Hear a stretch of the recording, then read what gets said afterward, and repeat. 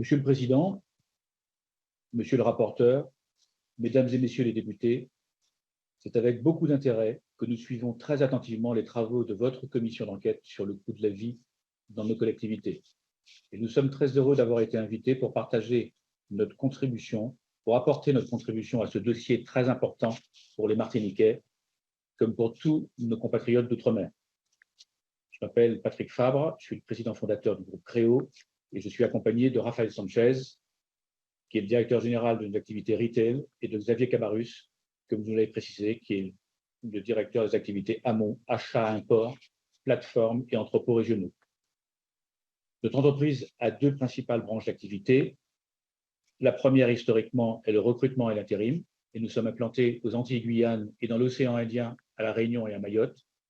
Et notre deuxième branche d'activité, aujourd'hui la plus importante, est la distribution alimentaire, mais nous sommes spécialisés dans le hard discount et présents principalement en Martinique, en Guyane et en Belgique, avec l'enseigne Leader Price. Depuis une dizaine d'années, nous avons aussi créé nos propres enseignes. Caraïbes Price ce sont des supermarchés discount et Megastock des clubs entrepôts. Nous avons structuré notre présentation liminaire en deux parties.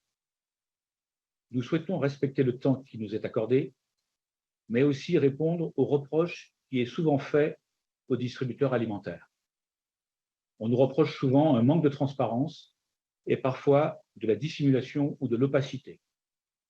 C'est pourquoi nous avons prévu, chacun d'entre nous, de vous transmettre le maximum d'informations de façon synthétique. Vous nous en excuserez, mais cela permettra de revenir, grâce à vos questions, sur celles que vous voudriez approfondir. Et en deuxième partie, j'ai 4 propositions très concrètes à faire pour baisser les prix outre-mer, 2 propositions à court terme urgentes et indispensables, et 2 propositions à long terme qui sont structurellement nécessaires pour un profond changement. Mesdames et Messieurs les députés, je souhaite tout d'abord vous dire que ce dossier de la vie chère est réellement ma préoccupation depuis 35 ans. C'est en 1986 que j'ai voulu ouvrir un supermarché discount, ça n'existait pas sur notre territoire, à Rivière-Salée en Martinique, avec une nouvelle enseigne discount pour baisser les prix. Nous avons connu beaucoup de difficultés et cela s'est soldé par un échec. J'ai personnellement connu plusieurs échecs et j'ai beaucoup appris dans ces difficultés. En 1988, j'étais directeur du développement du groupe Primistère Renoir, qui exploitait en Martinique les enseignes Prix Unique, Mammouth, Cadiz, Match et Cora. Ce groupe détenait 70% de parts de marché à l'époque aux Antilles-Guyane.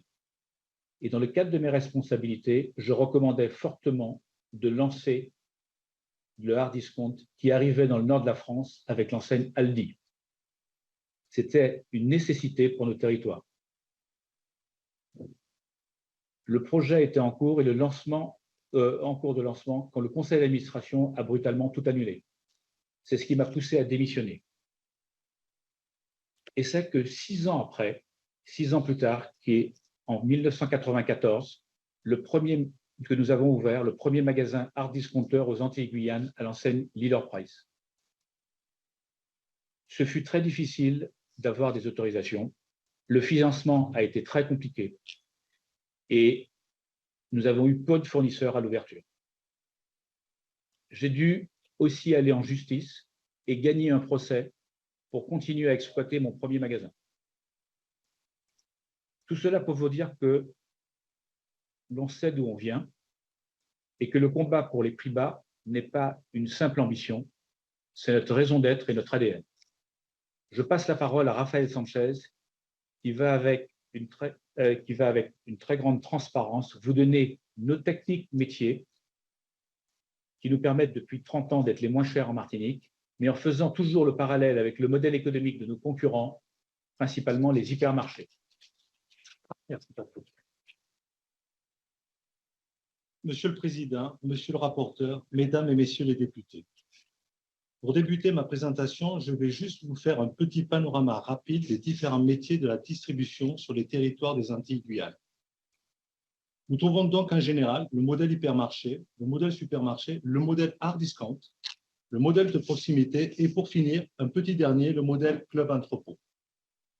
Nous sommes, nous, avant tout, hard discounters, et ceci à travers notre enseigne Leader Price. Nous sommes aujourd'hui, de par notre modèle, les moins chers des marchés où nous sommes présents. Nous le revendiquons et depuis plus de 25 ans, nos équipes se battent avec des concurrents de très grande qualité, d'excellents professionnels, très agressifs et qui, comme nous, travaillent pour pérenniser leur activité et conserver leur part de marché. La concurrence, malgré ce que certains voudraient laisser entendre, est rude et nos équipes respectives peuvent en témoigner au quotidien. Nos prix bas et notre présence chaque jour pendant plus de 25 ans a poussé nos concurrents et nous-mêmes, chacun avec son modèle, à travailler et améliorer les prix proposés aux clients. Être le moins cher et faire baisser les prix dans notre groupe, c'est un état d'esprit partagé par l'ensemble des collaborateurs. Mais c'est aussi et surtout le respect de certaines règles ou contraintes. Être hard discounter, c'est avant tout coller à un modèle économique. Nous sommes un hard discounter et nous le revendiquons. Nous proposons à nos clients environ 3000 références qui couvrent l'ensemble des unités de besoin, quand nos concurrents en proposent plus de 30 000 dans un hypermarché. Nous proposons à nos clients uniquement des marques de distributeurs, en l'occurrence Leader Price, qui sont des produits de qualité reconnus sur nos territoires. Notre chiffre d'affaires est fait pratiquement à 100% de marques distributeurs, quand dans les hypermarchés, les ventes des marques de distributeurs ne représentent que 20 à 25% du chiffre d'affaires de l'alimentaire. Notre positionnement tarifaire est déjà à la base de 25 à 30% moins cher que les marques nationales. Ce positionnement tarifaire et ce court assortiment exclusivement en marque de distributeur nous permet ainsi de positionner notre marge entre 15 et 16%, quand les hypermarchés sont plutôt aux alentours de 23 et 25 de marge. Et deux, de générer de forts volumes à la référence, nous permettant ainsi de faire baisser de façon significative le prix de revient de nos produits. Prenons un exemple. Dans le segment de l'huile tournesol, nous ne proposons aujourd'hui qu'une référence quand nos concurrents en proposent une dizaine. Le fait de développer de forts volumes sur une seule référence nous permet d'optimiser nos approvisionnements et de faire en sorte que l'unité de commande soit au minimum la palette et le plus souvent le conteneur. Nos volumes importants nous permettent ainsi de faire du direct usine, d'éliminer les intermédiaires, de positionner nos conteneurs directement à l'usine et tout en obtenant un meilleur prix unitaire d'un point de vue quantitatif, de faire baisser les coûts de chargement, car moins de manutention, plus d'efficacité, de rapidité et moins de perte de temps pour les transporteurs. Nos équipes d'acheteurs, malgré notre taille, négocient au quotidien les prix en métropole et dans le monde auprès des industriels, des exportateurs, et compensent parfois notre manque de puissance par une optimisation de la logistique et de la supply chain. Par exemple, il arrive parfois que les coûts soient inférieurs quand on fait transiter un conteneur par Valence en Espagne plutôt que de le faire passer par le Havre. En même temps que nous baissons les prix de vente, nous réduisons également nos charges et coûts de distribution. Nos comptes de charges dans nos magasins sont plus bas que ceux, par exemple, des hyper. Nous sommes, nous, en moyenne, entre 12 et 13% de charges globales, frais de personnel et charges externes. Dans les hyper, sont plutôt entre 19 et 20%. Par exemple, nous ne consacrons que 0,70% de coûts publicitaires par rapport aux autres concurrents qui consacrent beaucoup plus de ressources à faire déplacer les clients. Nous avons fait le choix de ne pas proposer de carte de fidélité pour ne pas supporter le coût de gestion de cet outil, mais aussi et surtout pour une meilleure lecture des prix pour nos clients. Nous nous battons sur les coûts de nos loyers pour qu'ils restent en dessous de 2% du CA en nous installant dans des zones industrielles plutôt que dans des centres commerciaux qui feraient exploser nos coûts. Nous contrôlons notre développement, nos investissements et nos agencements. Nous n'effectuons pas ou très peu de croissance externe s'il n'y a pas de sens économique à notre modèle. Le client n'a pas à supporter nos mauvais choix. Nous créons nos propres enseignes, Caraïbes Price, Megastock, Marché Pays, pour plus d'indépendance et ne pas avoir à payer de royalties qui pénaliseraient le prix de vente. Nous faisons en sorte d'exploiter des magasins fonctionnels, pratiques, sobres, sans superflu. Il n'y a pas de marbre chez nous. Nous investissons dans du matériel de qualité sans pour autant choisir le haut de gamme. Nous optons plutôt pour du bon matériel robuste genre Dacia, et non sur Porsche. Il nous arrive, pour baisser les prix de vente, d'acheter du matériel d'occasion de qualité ou reconditionné. Nos chariots sont souvent reconditionnés. Nos groupes électrogènes sont d'occasion. Nous augmentons la durée de vie de notre matériel et reculons l'obsolescence. Nous ne changeons pas notre matériel à chaque fin d'amortissement. Nous sommes focalisés sur les coûts de structure et nous les réduisons au maximum pour améliorer nos prix.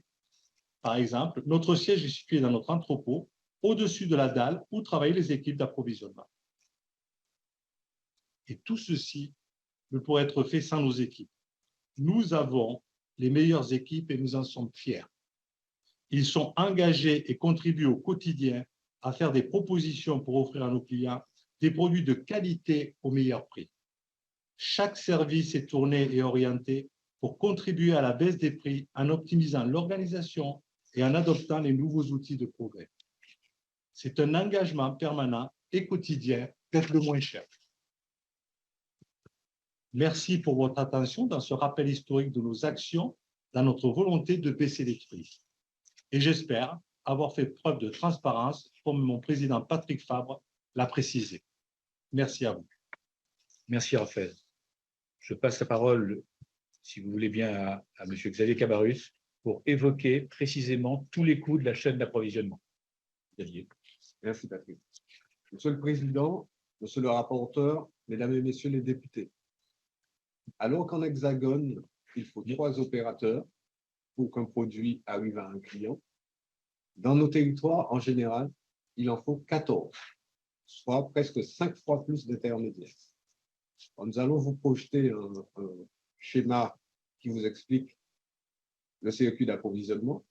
Pour les magasins de l'Hexagone ou nos magasins de Belgique, le circuit pour arriver au client est réduit à une plateforme de fournisseurs, le transporteur et le magasin. Pour nos magasins de Martinique, c'est plus. On parle d'une usine ou d'une plateforme export.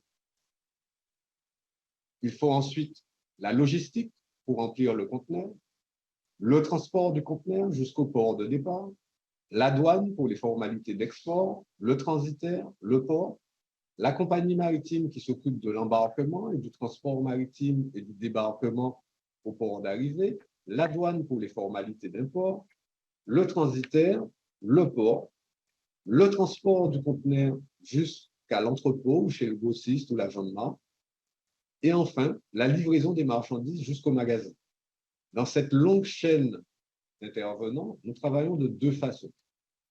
Ou nous nous appuyons sur des partenaires avec qui nous négocions les tarifs les moins chers possibles, ou nous faisons nous-mêmes quand nous savons faire mieux et moins cher, surtout quand nous estimons que c'est stratégique pour notre développement. Dans cette longue chaîne, il y a 2 principaux types de coûts qui viennent s'ajouter au prix d'achat. Les coûts d'importation, les coûts logistiques. Pour les coûts d'importation, les 2 principales dépenses sont le transport maritime, environ 11% du prix d'achat, la fiscalité locale, c'est l'octroi de mer, avec 15% du prix d'achat en moyenne. Pour la fiscalité, nous n'avons pas beaucoup de marge de négociation. Mais pour ce qui concerne le transport maritime, nous sommes membres depuis plus de 25 ans du groupement des importateurs antillais, GIA, qui regroupe 120 PME de la Guadeloupe et de la Martinique. L'objectif, c'est de négocier les meilleurs tarifs de fret face aux grands groupes concurrents. Pour les coûts logistiques, les dépenses sont multiples. Le loyer d'un entrepôt en Martinique est en moyenne de 12 € le mètre carré contre 5 dans l'Hexagone. Du fait de l'éloignement, nous sommes obligés d'avoir un stock de couverture de 30 jours contre 15 jours pour un opérateur dans l'Hexagone. 2 conséquences. Nous avons besoin de 2 fois plus de surface de stockage. En plus, le modèle économique de la distribution qui fonctionne avec un BFR négatif, c'est-à-dire qu'en général, le distributeur paye le fournisseur après que le client l'ait payé, pour nous, c'est l'inverse. C'est nous qui devons financer le stock. De plus, ce coût est en augmentation avec la remontée des taux d'intérêt. Face à cette longue chaîne logistique d'importation, notre stratégie, c'est d'acheter le plus que possible localement pour les produits que nous ne sommes pas obligés d'importer. Aujourd'hui, nous réalisons plus de 30% de nos achats localement, Nous souhaitons augmenter cette part pour atteindre au moins 40%. Pour cela, nous avons besoin, par exemple, et nous devons convaincre plus d'industriels d'accepter de fabriquer pour nous.